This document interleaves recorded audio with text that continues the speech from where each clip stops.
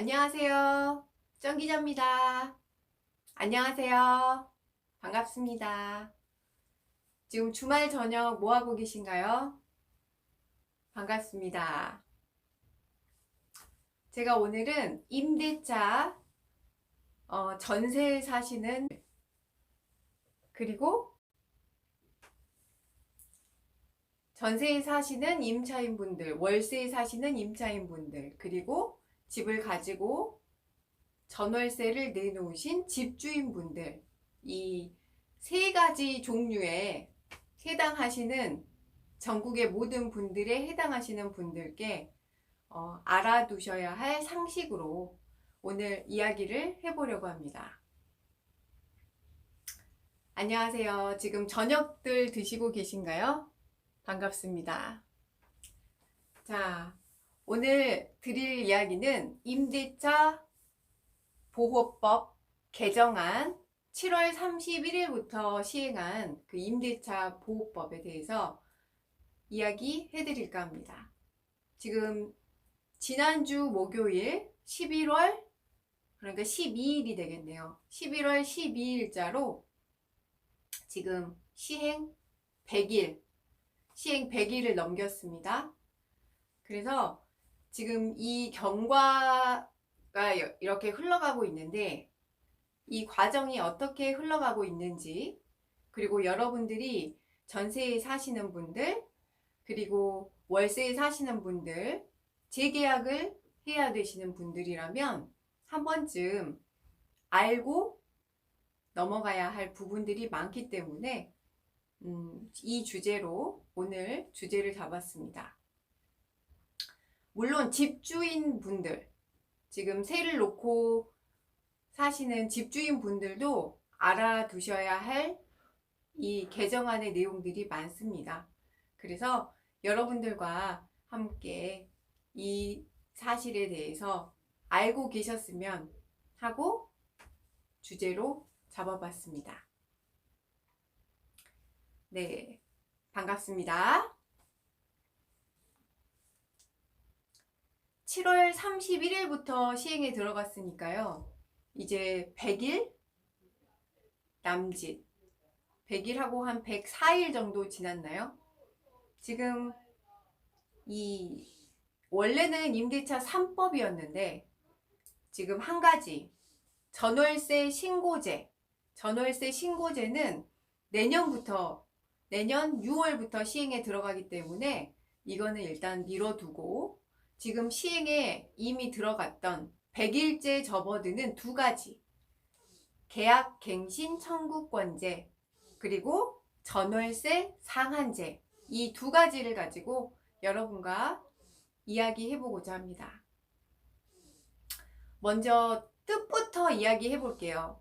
아무래도 이 경제에 관심 없으신 분들은 이 용어도 어렵다고 생각하실 수도 있고, 또 이 전월세와 상관없이 내 집에 내가 거주하시는 분들은 마음 편하게 이것과 상관없이 지내셔도 무방합니다.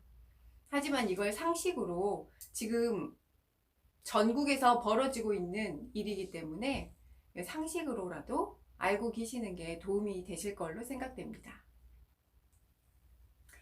먼저 계약갱신 청구권제, 계약을 다시 한번 할 수 있도록 내가 청구할 수 있는 제도입니다. 지금 전세가 어떻게 계약이 되나요? 2년씩이죠. 2년 계약입니다. 원래 전세는 2년씩. 그래서 2년이 지나면 다시 재계약을 해야 되는 시기가 돌아오고, 또 전셋값이 올랐을까봐 전전긍긍하면서 이렇게 마음 졸이는 그런 일들이 많았습니다. 그런데 이런 세입자를 보호하려고 정부에서 내놓은 이 개정안은 4년을 계속 살 수 있는 내용입니다. 그래서 세입자는 추가로 2년 동안의 계약 연장 요구가 가능합니다. 기존의 2년에 추가 2년 연장, 총 4년을 살 수 있는 거죠. 이 시행령이 7월 31일부터 발효가 됐기 때문에 이 이후에 지금 진행되는 전월세에 사시는 분들은 모두가 해당이 됩니다. 지금 살고 계시는 계약 2년에 추가 2년 계약 청구가 가능하다는 거죠. 물론 집주인께서 내가 그 집에 들어갈 테니 실거주하고 싶으니 집을 비워달라, 이런 요청이 있을 때는 이 사정이 집주인이 들어와서 비워줘야 되는 조건입니다. 하지만 집주인이 그 집으로 실거주할 일이 없다면 당연히 집주인은 받아들여야 하는 법 개정안입니다. 그래서 세입자가 유리해진 거죠. 세입자 입장에서 내가 이 집에서 2년 더 살고 싶은데 지금 전셋값이 너무 올라서 이것도 부담인데 더 살 수가 있게 된 겁니다. 계약갱신 청구권제 첫 번째, 그리고 두 번째 제가 말씀드릴 것은 전월세 상한제. 임대료가 직전에 우리가 계약했던 그 계약 금액이 있지 않습니까? 그 계약액의 5%, 이 5%를 초과해서 인상할 수가 없습니다. 지금 살고 있는 그 계약한 그 계약액의 5%를 초과해서 인상할 수 없다. 세입자에게 유리한 조항이죠. 아무래도 세입자를 보호하기 위해서 이런 조항을 만든 것 같습니다. 지금 이 개정안을 통해서 뭔가 전 월세 시장이 안정화될 거라고 기대하고 이 정책을 내놨는데, 실은 지금 법률 구조 공단에서 접수된 그 분쟁과 관련된 상담 건수가 지금 2달간에 61%나 늘었다고 합니다. 61%나 이 분쟁 관련한 상담 건수가 올라간 거죠. 김소양님 안녕하세요. 네, 지금 월세, 전세, 집주인 여러분 함께 들어보실 만한 이야기를 하고 있습니다. 임대차 2법 두 가지 법이 지금 시행된 지 100일이 지났거든요. 그래서 지금 어떻게 흘러가고 있는지 말씀드리는 것이고, 이 임대차 2법이라는 거는 계약갱신 청구권제, 전월세 상한제, 이 두 가지를 말씀드리는 겁니다. 고승일님 안녕하세요. 월세금이 100만 원이면 5만 원밖에 못 올린다는 그런 얘기입니다. 만일 계약을 2년 더 추가로 내가 더 살겠다고 했을 때, 청구를 했을 때 임차인이, 집주인 입장에서는 더 올려받고 싶어도 5% 초과해서 받을 수는 없다는 게 이 법의, 이 개정안의 골자입니다. 맞습니다. 그래서 이 두 가지가, 세입자는 추가 2년을 추가해서 계약 갱신을 요구할 수 있다는 거하고, 집주인은 임대료를 5% 초과해서 인상할 수 없다. 이게 골자입니다. 그래서 이게 안정화되고 조용해질 줄 알았는데 이게 아닌 거죠. 지금 시행 100일이 지나서 이게 어떻게 흘러가나 상황을 보니 재미있는 사건들도 많이 일어났고, 또 이 계약 갱신을 두고 분쟁 건수가 거의 17,839건이나 지금 접수가 돼 있다고 합니다. 그래서 작년보다 오히려 지금 61%나 이 상담 건수, 분쟁 건수가 많이 접수되고 있다고 합니다. 그래서 한금주님 안녕하세요. 그래서 이런 이야기들에 대해서 여러분들도 알고 계셔야 합니다. 이 법을 시행하는 것은 원래 정부에서 전월세 시장을 안정화시키려고 임차인 분들을 위해서 만든 건데, 오히려 전세 가격이 올라가는 결과가 나타났다는 이야기입니다. 네, 안녕하세요. 서울 평균 전세 가격이 3개월 전과 비교했을 때 4%가 올랐다고 해요. 이 법을 시행하면서 이제 비교를 해봤더니 3개월 전보다 4%가 올랐고, 또 6개월 전하고 비교를 했더니 6.6%가 올랐고, 또 1년 전과 비교해 봤을 때 이 서울 평균의 전세 가격이 11.5%가 올랐다고 합니다. 전세 가격이 생각보다 많이 올라가고 있는 거죠. 서울 평균적으로 봤을 때 평당 가격이 전세 가격으로 봤을 때 평당 1,000만 원 선이었다고 해요. 6년 전에 이 평당 전세 가격이 1,000만 원이다 이렇게 해서 대서특필이 되고 시끄러웠는데, 이게 작년에 평당 1,435만 원 찍고요. 올해 평당 1,637만 원. 그러니까 계산을 해서 32평 기준을 보면요. 32평 기준으로 서울 평균 전세 가격이 5억 2천만 원, 5억 2천만 원이라고 합니다. 많이 올랐죠. 이게 서울 전체 평균 전세 가격입니다. 32평 기준으로. 그래서 지금 많이 언론에서 이게 안정화를 위한 건데 결국 조금씩 더 가격이 오른 게 아닌가 하는 이야기들이 나오고 있었습니다. 3기 신도시가 지금 기다리고 있거든요. 입주 물량이 있어요. 3기 신도시 많이 들어보셨죠? 제가 찾아보니까 이 3기 신도시가, 네, 한금주님, 많이 올랐죠. 네, 이게 평균 가격인데 32평 기준으로 서울 평균 그냥 전세 가격이 5억 2천이라는 거는 많이 오른 거예요. 제가 말씀드리는 3기 신도시가 기다리고 있다는 거는 입주 물량이 아직 남아져 있기 때문에 거기 입주하고 싶으신 분들은 집을 아직 사지 않고 내가 무주택자로 남아 있어야 되는 겁니다. 아직 집을 사면 안 되죠. 청약을 해야 되니까. 그래서 기다리고 있는 그 분들이 많은 거예요. 그래서 전세에 살고 계신 거예요. 그런데 이 3기 신도시가 5년 후부터 10년 후까지, 길게는 10년 후까지도 바라봐야 되는 입주 물량입니다.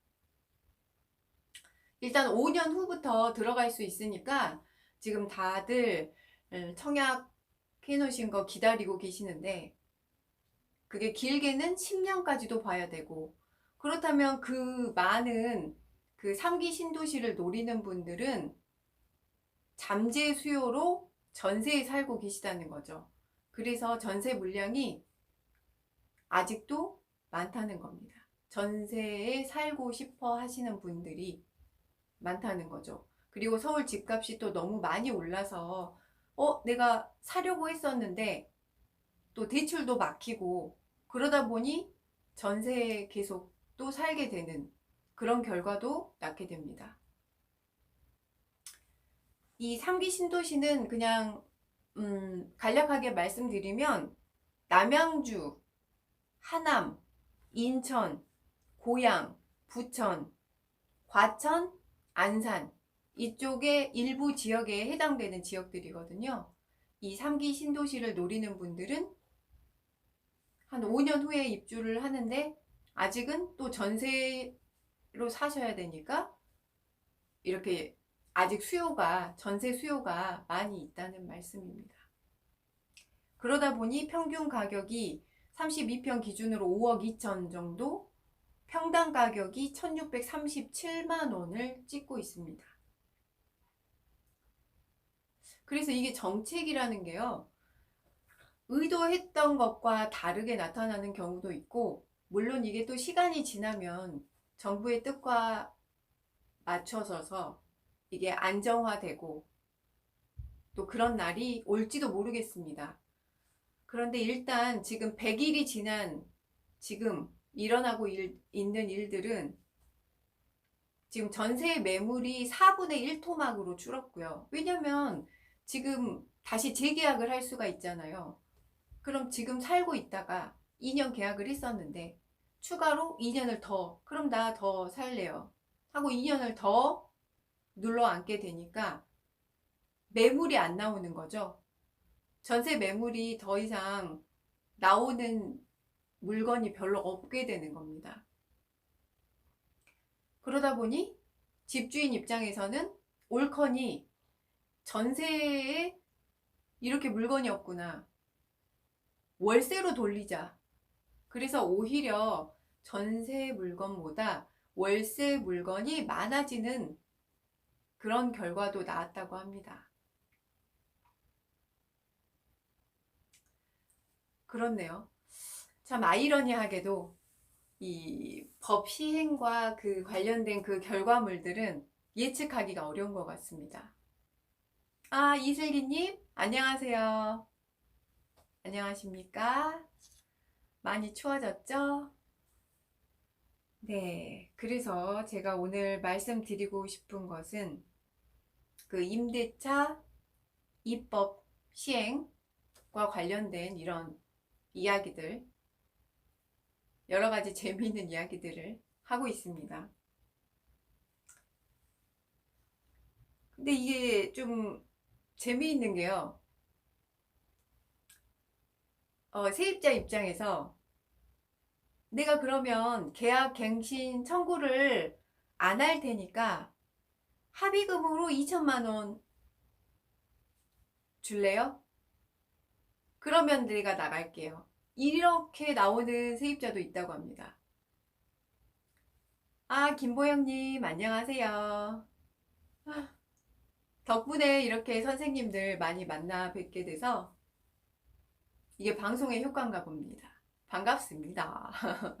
주말 저녁에 이렇게 한자리에 선생님들 이렇게 만나 뵙게 되니까 참 좋네요.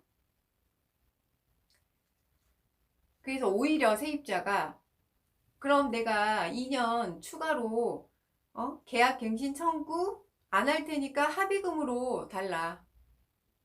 돈을 요구하게 되는 거죠. 이사비 달라. 그런 세입자를 아직 조치할 수 있는 방안이 네, 없다고 합니다. 그리고 집주인 입장에서는 이 세입자가 나가야지 또 내가 다른 더 많은 전세가가 올라간 그 돈으로 내가 사람을 구할 수가 있으니까 또 내보내고 싶은 마음이 있는 거죠. 그리고 예를 들어 이 집을 팔고 싶으신 분은 정말 세입자가 나가야지 이 집을 팔 수가 있는 거예요. 왜냐면 새로 들어오시는 분이 여기 와서 살고 싶다, 나는 실거주 하길 원한다 하시는 분이라면 정말 세입자가 나가줘야 하는 입장이잖아요. 그러니까 울며 겨자 먹기로 아, 그렇게 합의를 하겠습니다 하면서 돈을 주고 내보내는 경우도 있다고 합니다. 사실은 이게 신문이나 방송에서도 사실 나왔던 이야기인데요. 지금 홍남기 부총리도 의왕시에 집이 있었어요. 홍남기 부총리마저도 의왕시에 집이 있었는데 그 집을 팔려고 내놓은 거예요. 그래서 계약을 했습니다. 사고 팔고 나는 이제 의왕시 집을 팔겠다 하고 집을 내놨고, 새로운 주인이 계약을 하고 그럼 내가 이 집을 사겠다, 그리고 실거주로 들어오겠다 하고 계약을 했는데 이 법이 나오면서 그 집에 살고 있던 세입자가 그럼 나는 2년 더 살래요 하고 이 계약 갱신 청구권을 쓴 거죠. 그러다 보니 어떻게 합니까? 그래서 결국 이사비를 주고 보냈다고 합니다. 어쨌든 이 집을 팔아야 되는데 이 세입자가 계속 이 새로 나온 법으로 계약 갱신 청구권을 계속 요구하고, 그러다 보니 이사비도 챙겨주고 이거를 전세 퇴거 위로금이라고 하더라고요. 위로금. 나가는데 위로금을 주면서 내보냈다는 얘기가 있습니다. 재밌죠? 세상이 바뀌었습니다. 우리가 모르는 세상이, 새로운 시대가 열린 거죠. 그래서 근데 또 이게 방법이 없는 거예요. 이걸 어떻게 후속 조치를 할 수 있는 것까지는 생각을 못 한 거죠. 또 더 재미난 거는 이 좋은 전셋집이 나오면 먼저 소개해 주겠다. 급행료라고 하는데, 내가 먼저 너한테만 연락해 줄게. 그 대신에 급행료를 내. 하면서 중개업자들이 생겨났다고 합니다. 정말 전세를 원하는 분들이 간절한 마음으로 기다리고 있는데 또 그걸 노린 거죠. 제가 사례를 몇 가지 더 가져왔는데, 이렇게 전세 매물이 귀해지니까 또 기존에 살고 있는 세입자들은요, 우리 집을 보러 오려고? 그러면 관람료를 좀 내. 그래서 관람료를 받는 세입자도 생겼다고 합니다. 상상이 가시나요? 세상이 바뀌신 게 보이십니까? 저는 기사를 읽으면서 진짜 너무 희한하다, 이렇게 세상이 바뀌었구나 놀랬거든요. 또 어떤 분들은 정식 계약서에는 정식적으로 전월세 법적 상한이 아까 5%라고 말씀드렸죠? 그걸 넘어서는 2년 추가하면서 5%를 더 넘게 올릴 수는 없어요. 그러니까 어떻게 되느냐? 정식적인 계약서에는 5%로 계약을 합니다. 자, 5% 임대료 올리겠습니다 하고 계약을 하고, 뒤로 가서 이명 계약으로 따로 이명 계약서를 추가로 작성을 하고 뒤로 돈을 더 받는 사람도 있다고 합니다. 물론 이게 전부는 아니고 이제 이런 사람들도 있었다, 이런 사례도 발생하게 됐다는 것이고, 이게 뭐 전부의 얘기는 아닌데 그만큼 조금 각박해지고, 이 법이라는 게 법 위에 또 잔머리를 굴리는 사람들이 생겨나는 그런 구조를 만들었다는 생각도 듭니다. 아까 그 전세 퇴거 위로금을 준다고 했는데, 그러니까 나가주라. 그러면 내가 너 이사비 줄게. 그렇죠? 너 이 집에서 나가면 내가 그 대신에 복비랑 해결해 줄게. 이런 식으로 되는 거죠. 그래서 이 전세 퇴거 위로금이라는 게 많게는 뭐 1,000만 원 단위로 움직이는 사례도 있어서, 이거를 정부에서는 기타 소득으로 잡아서 과세하겠다 하고 발표를 했습니다. 네, 참 새로운 신세계가 열렸죠.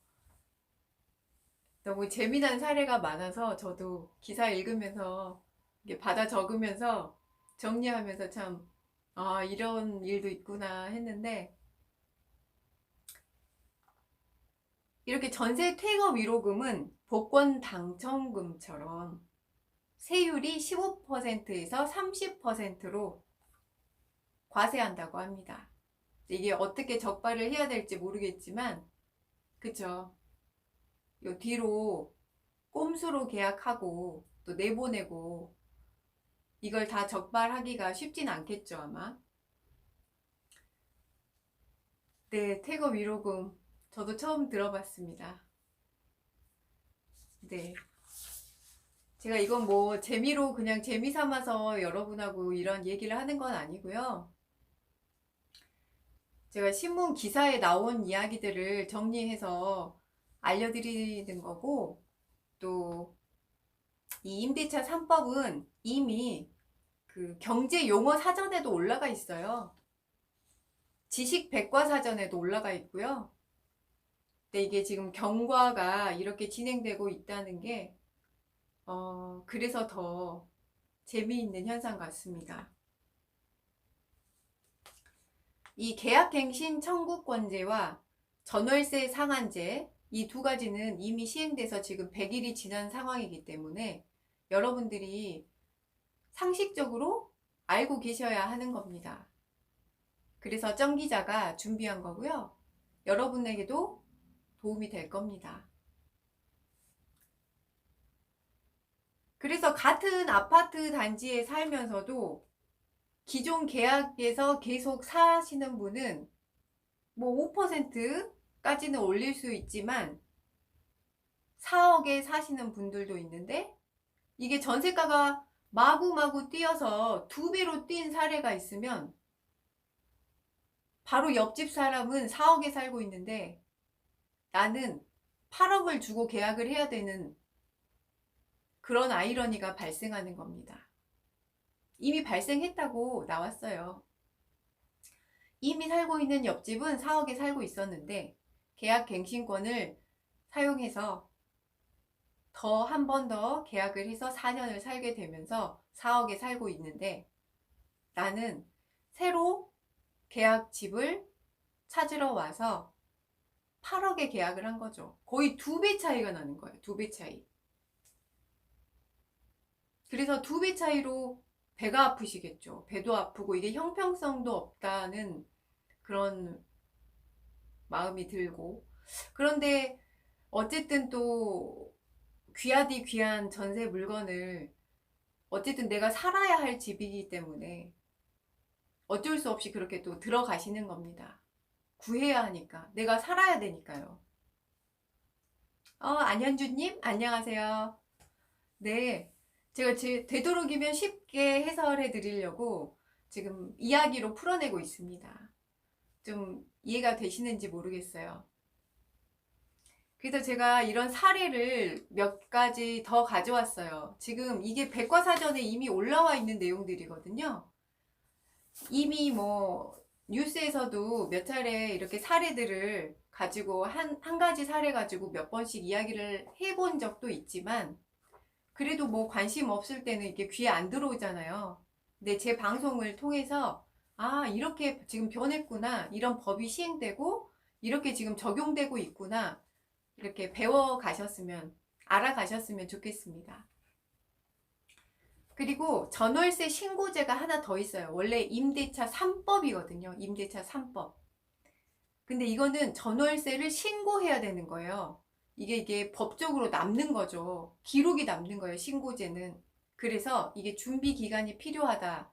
그래서 이거는 내년 6월 1일부터 시행됩니다.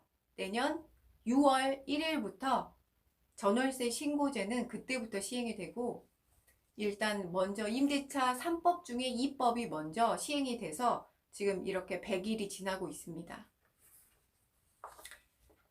제가 찾아본 이야기들을 몇 가지 더 이야기해드리고, 이 임대차에 대해서 한 번 더 생각해 보시기 바랍니다. 집주인이 실거주를 안 했어요. 자, 집주인이 세입자에게 내가 이 집에 들어올 테니 나가주세요. 그랬는데, 그래서 나갔어요. 그래서 임차인이 나갔는데 알고 보니 집주인이 실거주를 않고 있는 거예요. 비어 있어요, 집이. 근데 실거주를 않고 그렇게 비어 있다고 해서 방금 나갔던 그 세입자가 실거주 한다고 해놓고 안 들어왔네? 그렇게 해서 이 사람이 세입자가 손배 청구, 손해배상 청구를 할 수는 없습니다.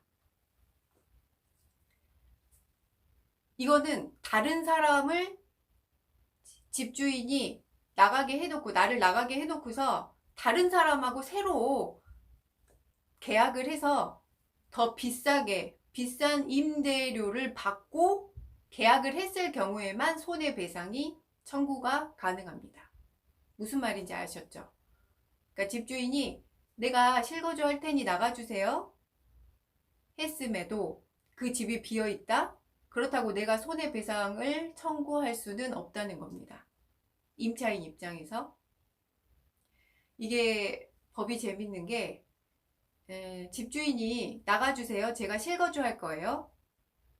그랬는데 임차인이 의심스러운 거예요. 그리고 자기가 더 살고 싶었어요. 이 집에. 너무 간절하게 살고 싶어서 저 2년 청구권 쓸게요. 그랬는데 집주인이 아니에요. 제가 실거주 해야 되기 때문에 나가주세요 해서 이사를 나갔단 말이죠. 울며 겨자 먹기로.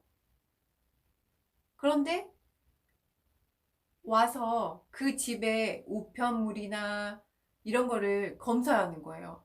진짜 집주인이 살고 있는지 억한 심정에 진짜 집주인 와서 살고 있나? 이런 사람도 있다는 거예요. 그래서 만일 실거주를 안 하고 있으면 집주인에게 손해배상 청구를 할 수 있다는 거죠. 집주인이 아닌 다른 나는 내보내고 실거주 안 하면서 다른 세입자를 받아서 임대료를 몽땅 올려서 받고 계약을 했다. 그렇다면 손해배상 청구를 할 수 있다는 겁니다. 아셨죠? 이렇게 바뀌고 있습니다. 그런데 비워뒀을 때는 손해배상 청구가 가능하지 않다. 자, 그 다음 문제. 여러 차례 계약 갱신을 계속하면서 2년 연장해서 살고 있는데 또 연장할 수 있을까요? 네, 가능합니다.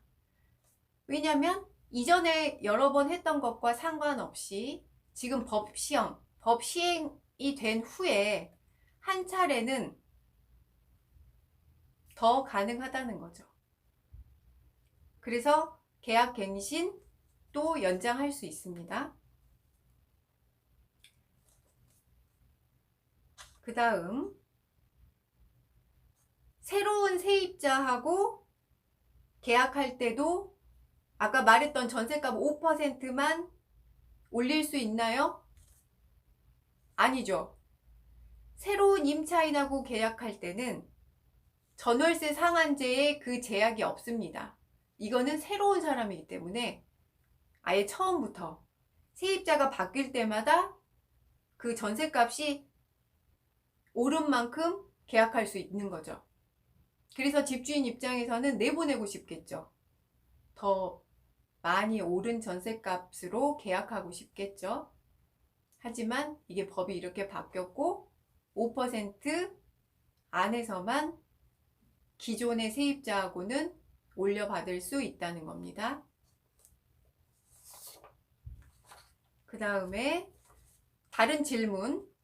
집주인이 월세를 50만 원인데 60만 원으로 올려달라고 합니다. 될까요? 아까 말씀드렸던 상한선이 5%이기 때문에 50만 원이었으면 얼마일까요? 50만 원에서 5%, 52만 5천 원.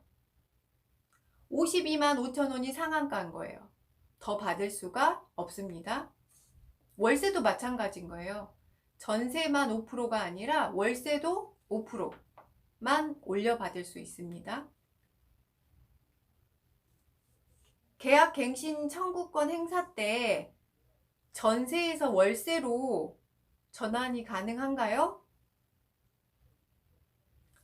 보통은 동일 조건이라고 해요. 내가 다시 계약을 연장할 때 내가 원래 전세였으면 다시 그 전세로, 월세였으면 월세로 이렇게 다시 계약을 하는 거죠. 전세 5%면 집주인이 이번 계약은 끝내고 높은 가격의 전세 재계약을 하고 싶겠죠. 네, 맞습니다. 이슬기님이 맞아요. 지금은 기존 세입자가 나 더 살고 싶어요 2년 그러면 일단 5%까지는 더 올려받을 수가 있지만 이 사람이 나갔을 때 새로 다른 사람을 계약을 할 때는 그 시세에 맞는 전세가를 확 높여서 받을 수 있다는 겁니다. 그래서 전세는 전세, 월세는 월세 이렇게 계약 청구권을 행사했을 때 그대로 가는데 다만 이 세입자가 저 월세로 바꿀 수 있어요. 만약 이렇게 수용을 했을 경우에는 전세도 월세로 바꿀 수가 있다고 합니다. 자, 그 다음 질문. 집주인이 집을 팔았어요. 그러면 새로운 집주인한테 계약 갱신 청구권을 행사할 수 있나요? 제가 아까 말씀드렸던 홍남기 부총리 이야기하고 조금 비슷하죠. 집을 팔려고 내놨는데, 그쵸? 새 주인이 왔고, 새 주인은 실거주하고 싶다고 하는데, 또 나는 계약 청구권을 이 새 주인한테 쓸 수 있나요? 자, 집을 팔면은 집주인이 바뀐 거잖아요. 그래서 이 새 주인하고 나하고 다시 계약이 맺어진 거예요. 그런데 만일 집을 새로 산 분이 나 여기 실거주로 들어올 거예요. 나가주세요 한다면 이 갱신은 거절될 수 있는 겁니다. 이해가 되시죠? 새 주인이 이 주인도 이제 집 주인이 된 거고 내가 실거주를 원한다 했을 경우에는 지금 세입자가 다시 계약 갱신을 요구한다고 하더라도 이거는 거절될 수 있다. 그 다음 실거주를 이유로 계약 갱신을 거부할 때 집주인 자신이 거주하는 것만 해당됩니까? 아까 말씀드렸죠? 집주인이 실거주할 때는 이게 거부될 수 있다 그랬잖아요. 그런데 이 집주인뿐만이 아니라 직계 존속, 직계 비속 또 이 집에 거주하는 경우에는 해당될 수 있습니다. 내 아들이나 내 딸이 그 집에 들어와서 살아야 돼요. 그러면 이게 똑같은 이유가 되는 겁니다. 집주인 자신이 거주하는 거, 집주인의 아들이, 집주인의 딸이 들어와서 사는 거 모두 이 실거주 요건에 해당이 되는 겁니다. 그 다음에 제가 준비한 거 손해배상액은 어떻게 산정합니까? 자, 이건 조금 여러 가지라서 세 가지 요건이 있어서 조금 생각을 해봐야 되겠어요. 기존에 살고 있던 세입자가 이제 집주인이 나가주세요 해서 나가잖아요. 그런데 다른 사람하고 또 계약을 맺은 거예요. 그쵸? 나는 나갔는데 다른 세입자를 받아서 더 비싼 임대료를 받고 계약을 했다. 그러면 쫓겨난 세입자 입장에서는 손해배상을 할 수 있습니다. 그렇잖아요. 거짓말을 했으니까. 실거주 한다고 했는데 실거주 안 하고 다른 세입자를 받았으니까 손해배상을 할 수 있어요. 그러면 이 손해배상액은 어떻게 산정합니까? 물었습니다. 근데 이게 재미난 게요. 이 손해배상액이 이 세 가지 경우가 있는데 이 세 가지 경우에서 가장 큰 액수를 청구할 수 있습니다. 계산을 해 보셔야 되겠죠. 이 세 가지 경우 제가 알려드릴게요. 이 세 가지 경우의 수를 다 따져본 후에 나에게 제일 유리한, 내가 제일 많이 받을 수 있는 그 금액을 청구할 수 있다는 겁니다. 첫 번째, 3개월치 월세를 청구할 수 있습니다. 3개월치. 크죠? 3개월치 월세면 내가 매달 내는 그 3개월치의 월세를 손해배상으로 청구할 수 있다는 겁니다. 그 다음 두 번째, 집주인이 다른 세입자에게 받은 임대료가 있잖아요. 그럼 내가 냈던 그 임대료하고 새로 받은 임대료하고 기존의 세입자가 냈던 임대료하고 이 차이가 있잖아요. 얼마나 더 받았는지. 이 금액의 2배, 이 차이 금액의 2배를 청구할 수 있습니다. 제가 말씀드리는 경우의 수 3가지 중에 뭐가 제일 유리한지, 뭐가 제일 많이 내가 돈을 많이 받을 수 있는지, 이 손해배상액을 청구하는 겁니다. 자, 계약 기간이 끝나도 손해보상을 받을 수 있나요? 네, 계약 기간이 끝났는데 만약에 주인이 거짓말을 했을 때, 계약이 끝나고 내가 실거주 하니까 나가주세요 하고 내가 나갔는데 막상 보니 집주인이 아닌 다른 사람과 계약을 맺어서 임대료를 더 받고 다른 임대인을 받았을 때 청구할 수 있는 겁니다. 그래서 이게 어려운 거죠. 이걸 알아내야 되잖아요. 과연 지금 저 집에 살고 있는 사람이 집주인인지 아니면 새로 계약을 맺은 사람인지 이거를 탐정처럼 알아내야 된다는 거죠. 사실은 그걸 알아야지 손해배상을 청구할 수 있는 겁니다. 집주인이 진짜로 실거주를 하고 있는 거면 당연히 손해배상 이런 청구는 할 수 없는 거고요.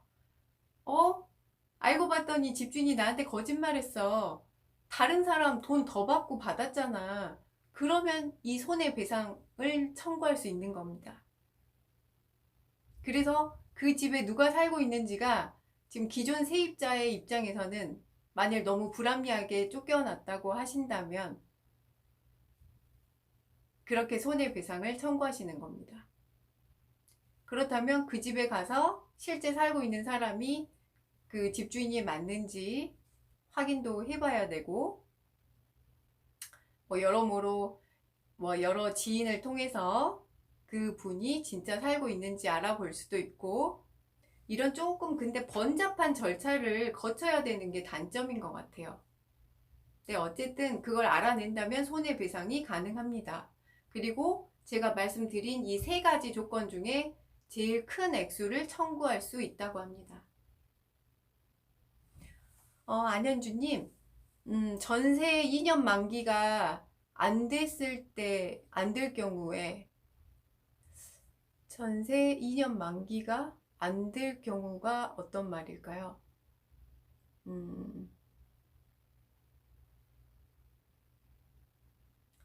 사고 팔 때, 이 집에 아직 전세를 살고 있는 분이 계실 때 그 말이죠. 아직 전세가 남은 세입자가 살고 있어요. 우리 집에 살고 있는데 나는 이 집을 팔고 싶어요. 그러면 이 상황을 얘기해 주는 거죠. 일단 새로 내가 계약할 그 사람과 세입자가 살고 있다. 아직 계약이 1년이 남았다. 너가 1년을 기다릴 수 있느냐. 이거를 알아봐야 되는 겁니다. 그러면 매매가 가능하겠죠? 그리고 방금처럼 그 전세 퇴거 위로금이 있잖아요. 이 전세 퇴거 위로금을 이용해서 지금 살고 있는 세입자에게 제안을 할 수는 있겠죠. 아니 정말 급하게 내가 팔고 싶을 때는 내가 이런 사정이 있으니 집주인이 바뀔 것 같다. 그 대신에 내가 전세 퇴거 위로금을 해주겠다. 뭐 이사비라든가 복비라든가 이런 것들이 다 전세 퇴거 위로금에 해당되는 거거든요. 네, 그렇습니다. 그래서 매매는 가능할 것 같아요. 이제 그 조건만 맞는 분을 만난다면 가능합니다. 그 대신에 이제 세입자와 그 새로 들어올 분의 조건이 맞아야 되겠죠. 제가 아까 그 손해배상액을 얘기하다가 말았는데, 그 마지막은 이 갱신을 거절당해서 이 세입자가 입었던 피해액, 내가 갱신을 하고 싶었는데 집주인이 거절했어요. 그래서 나는 살 줄 알았는데 내가 거절당해서 뭐 이것도 손해보고 저것도 손해보고 내가 원래 생각했던 것과 다르게 진행이 돼서 손해를 입었다고 한다면 그 손해 입은 액수, 그래서 제가 말씀드린 것처럼 3개월치 월세 아니면 내가 냈던 임대료랑 새로 집주인이 계약한 임대료 이 차이, 얼마나 더 많이 받았는지 이 차이의 2배. 그리고 세 번째, 이 세입자가 갱신 거절로 인해서 받은 손해액. 이 세 가지 중에서 뭐가 제일 나한테 타격이 컸는지, 내가 가장 많이 받을 수 있는 그 손해 액수가 얼마인지, 내가 제일 유리한 금액이 뭔지, 이 셋 중에서 고를 수 있다고 합니다. 그래서 손해배상을 청구하시면 됩니다. 좀 복잡하고 정말 어렵죠. 이 법을 알아야 되고요. 이 법의 절차도 알아야 되고요. 이 바꿔가는 과정에서 사람들이 어떻게 방법을 쓰고 있는지도 알아야 합니다.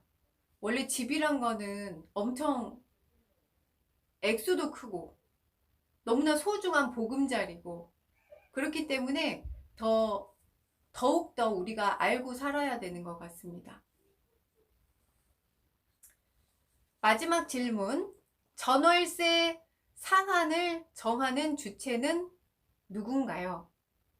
자, 이 주체는 자기가 살고 있는 곳이에요. 특별시, 광역시, 특별자치시, 특별자치도, 아시겠죠? 자기가 살고 있는 그 집이 소속된 그 지역, 이들이 조례를 통해서 시, 군, 구 등 행정구역별로 이렇게 정할 수가 있다. 그리고 조례에 따라서 이 자치구 또는 무슨 동, 이 동별로도 정할 수 있다. 특이한 경우에는. 법적으로 그렇습니다. 이렇게 임대차 3법이 7월 31일, 올해 7월 31일부터 시행이 돼서 지금 임대차 2법이 시행되고 있고 100일이 지났고요. 그 와중에 이렇게 집주인과 세입자와 이렇게 머리 싸움이 시작된 겁니다. 법을 알아야 되는 거죠. 법을 알아야 됩니다. 이걸 어떻게 내가 알고 내가 이용할 수 있는지 알아야 됩니다. 세입자 입장에서는 일단 계약 청구할 수 있는 2년이 추가로 늘었으니까 기존 계약에서 내가 이 집에 더 살고 싶다 한다면 계약 갱신 청구권 2년 추가로 4년을 살 수 있는 거고요. 또 내가 2년을 더 살 때 임대료가 5% 이상 더 오르면 안 되니까요. 법적으로 5% 이상은 받지 못하게 되어 있으니까 그 안에서 임대료는 그 5% 안에서 올릴 수 없게 되어 있다. 이게 기본적인 이 법의 골자다. 그렇게 아시면 되고요. 아까 전월세 신고제는 이걸 기록으로 남기는, 신고하는 제도니까 내년 6월 1일부터 이제 시행이 된다. 저는 사실 이렇게 신고제가 법적으로 제도화돼서 만들어지면 또 이게 어떤 이야기들이 나올까 사실 궁금합니다. 그래서 제가 아까 말씀드린 것처럼 지금 법률구조공단에 이런 접수된 분쟁 건수가 17,839건이나 지금 접수가 되어 있고, 집주인과 세입자와 지금 머리싸움이 시작된 겁니다. 모두가 자기만의 사정이 있잖아요. 집주인도 사정이 있을 거고, 또 세입자도 자기만의 사정이 있을 거고, 이게 원만한 타결을 보고 타협을 하고 그렇게 사셔야 되는데, 어쨌든 법이 바뀐 지 100일밖에 되지 않았기 때문에 이게 시행착오를 겪고 있는 중인지도 모르겠습니다. 그리고 서울에서는 특히나 전세가가 1년 새 11%나 올랐다고 하니까, 이 때문에 이제 전세를 찾는 분들이 마음이 조바심이 나고, 이제 매물 건수가 자꾸 줄어드니까 또 월세로 돌아가고, 전세가 월세로 돌아가면 아무래도 또 이제 매달 나가는 그 월세는 거의 허공으로 날아가는 돈이잖아요. 그래서 좀 아깝다는 생각도 들고 이제 그런 것 같습니다. 그래서 지금 제가 여러 가지 생각지도 않았던 일들이 이렇게 벌어지는 여러 사례들을 말씀드렸고요. 만약 궁금하시면 방송 다시 돌려서 그 사례를 한번 찾아보시면 아마 좀 도움이 되실 것 같습니다. 저도 여러분 시청자 위해서 이렇게 찾다 보니까 저도 새로운 정보 접하게 되고, 저도 더 하나 알아가는 그런 기회가 되는 것 같습니다. 자, 그럼 오늘도 제가 드리고 싶은 정보 드렸고요. 또 다음 주에 제가 또 새로운 이야기 찾아서 돌아오겠습니다. 즐거운 저녁 드시고요. 가족과 즐거운 시간 보내시고 또 내일 새로운 한 주 맞이하시길 바랍니다. 고맙습니다. 감사합니다.